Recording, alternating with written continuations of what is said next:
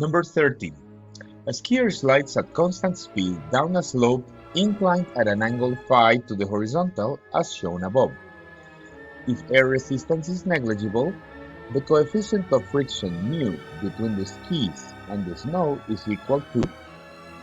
Once again, we must have a free body diagram in order to answer this situation.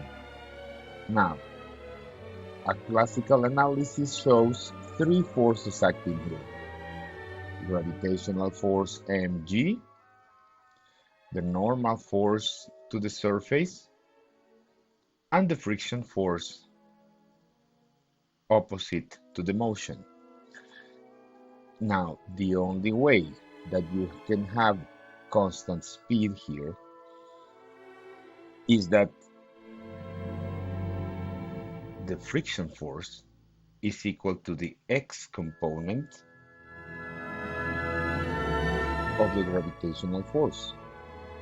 But that's equal to mu times normal force equals mg sine of the angle. On the other hand, the normal force is equal to the y component of the gravitational force, mg cosine of the angle.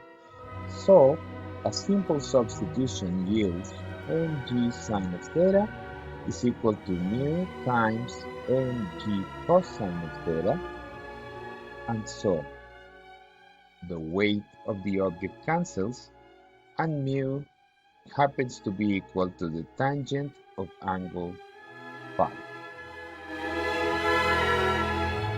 which is option B.